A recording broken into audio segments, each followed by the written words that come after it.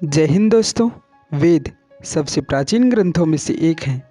कहा जाता है वेदों में ज्ञान विज्ञान और रहस्य भरे पड़े हैं। आज के वीडियो में हम जानेंगे कि वेद क्या है और हमें वेद क्यों पढ़ना चाहिए।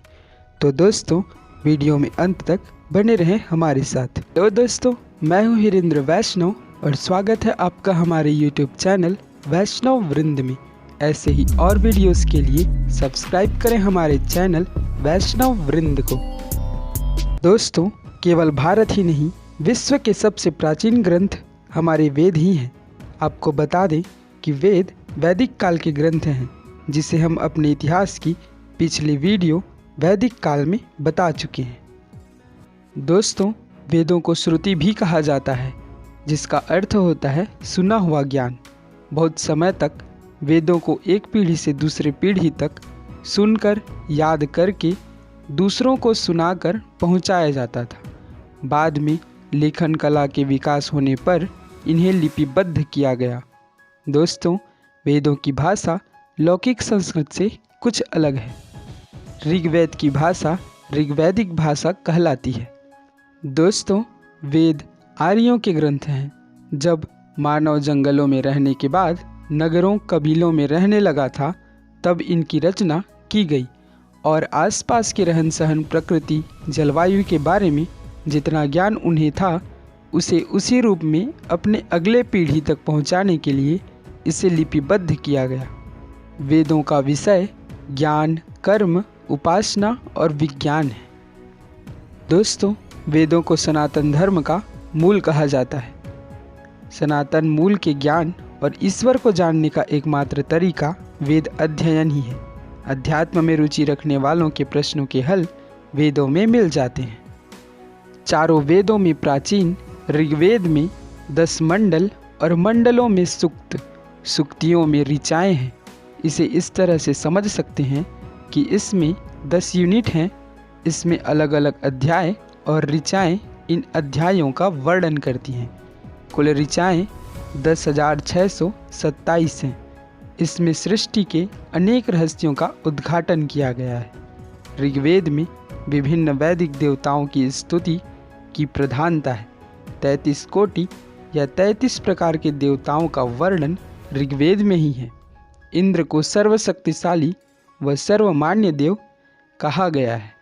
वेद एक ही ईश्वर को मानता है जो निर्गुण निराकार और अजन्मा है। उस ईश्वर के अलावा किसी की भी पूजा वेदों में निषेध है। इसमें 25 नदियों का उल्लेख है और महत्वपूर्ण नदी सिंधु नदी है। सबसे पवित्र नदी सरस्वती नदी को बताया गया है, जबकि गंगा नदी का जिक्र 1 बार और यमुना का 3 बार हुआ है। ऋग्वेद के 9वें मंडल में सोमरस का वर्णन है। यह पूरा एक मंडल सोमरस को ही समर्पित है। 10वें मंडल में पुरुष सूक्त है। स्तोमा सद्गमय शब्द एवं सूर्य को समर्पित गायत्री मंत्र भी ऋग्वेद में ही है। ऋग्वेद में वर्ण व्यवस्था का उल्लेख बाद में जोड़ा गया। आगे बात करें यजुर्वेद की तो इस वेद में अधिकांश यज्ञों हवनों के नियम और विधान हैं। यह कर्मकांड प्रधान ग्रंथ है। इसमें अग्निहोत्र अश्वमेघ वाजपेय सोमयज्ञ राजसूय अग्निचयन यज्ञ का वर्णन है। तीसरे वेद सामवेद में गीत संगीत की प्रधानता है।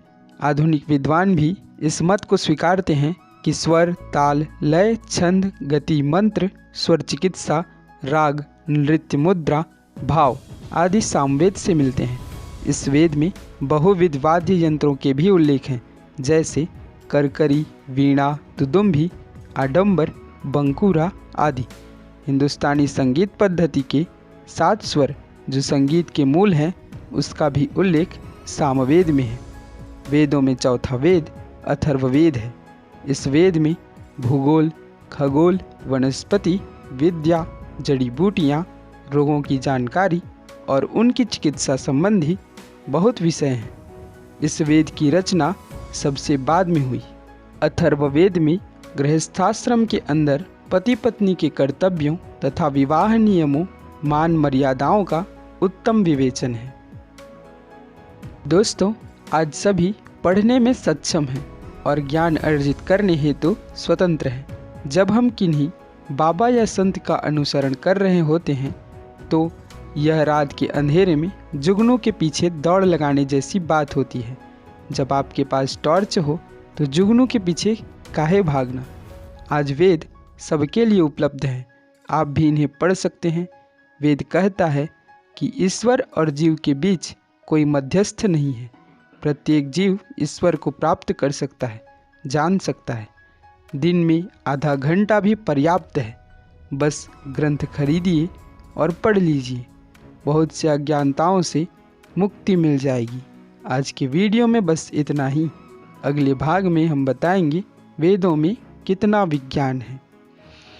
तो दोस्तों, अपना और अपनों का ख्याल रखें।